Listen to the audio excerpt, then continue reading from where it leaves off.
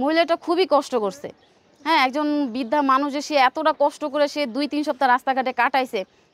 এখন অনেকে তো দেখছে সবাই হয়তো বা ওনাকে আশ্রয় দেয় নাই বা ওনাকে হয়তো অতটা সাহসও দেয় নাই। পরে উনি কান্নাকাটি করতে করতে পরে এই আমাদের এলাকায় আসে, ওইখান থেকে আমরা পাই যে সামনে যে দোকানটা মুদির দোকান, ওইখান থেকে হচ্ছে আমরা বাসায় নিয়ে আসি ওনাকে। পরে হচ্ছে উনি ঘুরতে ঘুরতে ২ সপ্তাহ না খায়া রাস্তায় ছিল। তারপর পায়ের ভিতর লোহা ঢুইকা গেছে, উনি নাকি লোহা হাত দিয়ে ছুটাইছে। মানে খুবই একটা কষ্টজনক একটা বিষয়। আচ্ছা, ওনাকে আমি পাইছি মূলত হচ্ছে এই যে সামনে যে দোকানটা, ওই দোকানের সামনে বইসা রাত্রে উনি কান্না করতেছিল। পরে হচ্ছে আরও অনেকে দেখছে।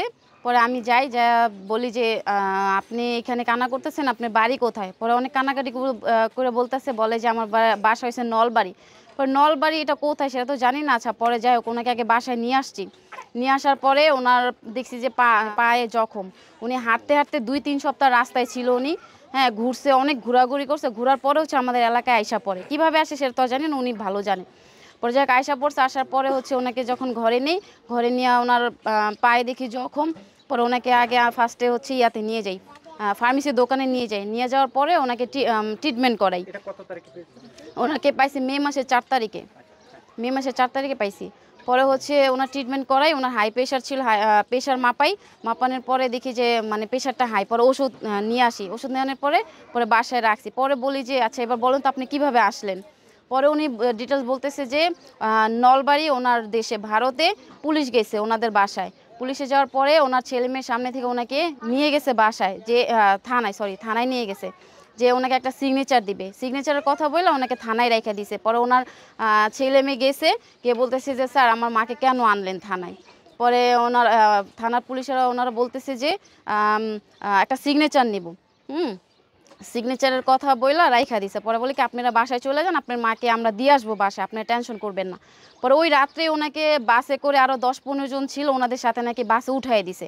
উঠাই দেওয়ার পরে ওই যে বর্ডারের যে গেটগুলো ওইখান থেকে ওনাকে মানে পুশিং করে ভিতরে ঢুকাই দিছে আমাদের বাংলাদেশের। পরে হচ্ছে ওই বাসে করে উনি কোথায় নামছে উনি জানে না। পরে হচ্ছে আমাদের বাংলাদেশের আরেকটা বাসে উনি ওঠার পরে উনি ওই বিভিন্ন জায়গায় নামছে। মানে কোথায় নামছে সেটা তো উনিও জানেন, উনি তো রাস্তাঘাট চেনে না আমাদের বাংলাদেশ, যেহেতু একজন ভিনদেশি মানুষ। পরে হচ্ছে উনি ঘুরতে ঘুরতে ২ সপ্তাহ না খায়া রাস্তায় ছিল। তারপর পায়ের ভিতর লোহা ঢুইকা গেছে, উনি নাকি লোহা হাত দিয়ে ছুটাইছে। মানে খুবই একটা কষ্টজনক একটা বিষয়। এরপর থেকেই হচ্ছে উনি আসে, আমাদের কাছেই আসে, দেখাশোনা করতেছি। পরে এর মধ্যে হচ্ছে আমরা থানায় যাই ওনাকে নিয়ে, যেহেতু উনি ইন্ডিয়ান মানুষ, আমরা হয়তো বা ওনাকে সেবা যত্ন করতেছি বা করতে পারবো, এটা কোনো সমস্যা নেই। তো এখন এটা তো যেহেতু এটা থানার বিষয়, এটা পুলিশে এটা মানে কাভার করতে পারবে। পরে যাক আমার মা আর আমি হচ্ছে ওনাকে নিয়ে যাই থানায়। পরে থানায় ওনাদেরকে জানাই, পুলিশদেরকে, যে এরকম একজন মহিলাকে আমরা পাইছি। উনি তো বলতেছে যে ওনার বাসা নলবাড়ি। কয়দিন পরে গেছিলেন আপনি? ঈদের, ধরেন ঈদের, মানে ওনাকে পাওয়ার কয়দিন পরে হ্যাঁ, থানায় গেছিলেন? ৪-৫-৬ দিন পরে গেছি। মানে ঈদের পরে আর কি গেছি। পরে ওনারা বলছে আচ্ছা এটা আপনার ভালো কাজ করছেন, যেহেতু একটা ভিনদেশি মানুষকে আশ্রয় দিয়েছেন, এটা অনেক ভালো কাজ। আচ্ছা আপনারা ওনাকে নিয়ে যান আর ফোন নাম্বার দিয়ে যান আপনাদের। পরে আমরা ফোন নাম্বার দিয়ে আসি। দিয়ে আসার পরে ওনারা বলছে যে ফোন দিবে।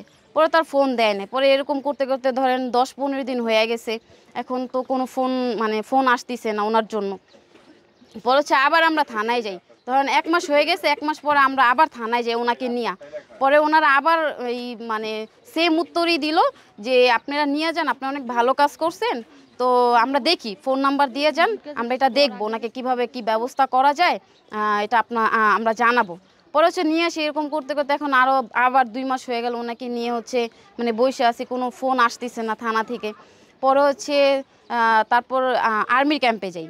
লাস্টে আর্মির ক্যাম্পে যাই, আর্মি স্যারদেরকে জানাই যে স্যার এরকম একজন মহিলাকে পাইছি, ভারতীয় মহিলা, এখন ২-৩ মাস হয়ে গেল থানায় গিয়েছিলাম। তো ওনারা বলছে যে আমরা জানাবো।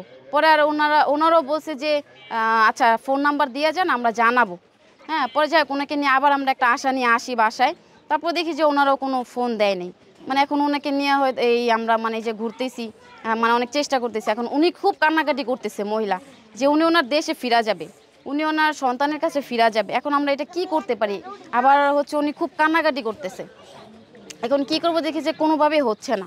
পরে হচ্ছে আমার ভাই আছে, মামাতো ভাই, তো ওর নাম হয়েছে ফারুক। ও এখন টিভিতে মানে সাংবাদিক উনি। তো ওনাকে জানাই বিষয়টা যে ভাই এখন ওনার তো কোনো ঠিকানায় পাইতেছি না, কিভাবে ওনার দেশে পাঠানো যায়, যদি একটু ভিডিওর মাধ্যমেও যদি ওনাকে ওনার ফ্যামিলির কাছে পৌঁছানো যায় ভিডিওটা, যেন ওই ভিডিওর মাধ্যমে যেন ওনার ফ্যামিলির খোঁজখবরটা পায়, অন্তত সে একটা আশা নিয়ে থাকবে যে তার ফ্যামিলি একটা খোঁজখবর পাইছে বা উনি কীভাবে যাইতে পারে। পরে উনি ফোন দিছে বিবিসিকে, তো ওই বিবিসির ওনারা পরে সব ঘটনাটা শুনে পরে হচ্ছে ওনারা আমাদের বাসায় আসে। পরে ওনারা বাসায় আসার পরে ঠিকানা তারপর ওনার ভিডিও করে নিয়ে যায়। পরে ধরেন 4-5 দিন পরে ওই বিবিসিরাই ওনার ফ্যামিলির খোঁজখবর মানে দেয়। পরে ওই বিবিসিরাই ওনার ফ্যামিলির খোঁজখবর আমাদেরকে দিল। পরে ওই মহিলা ওনার ছেলেমেয়ের খোঁজখবর পাইলো, পরে কথা বলছে, ভিডিও কলে কথা বলছে। পরে কথা বলার পরে ধরেন 2 দিন পরে যখন এটা হচ্ছে মিডিয়া হয়ে যায়, জানাজানি হয়ে যায়, তখন হচ্ছে থানা থেকে আমাদেরকে ফোন দেয়।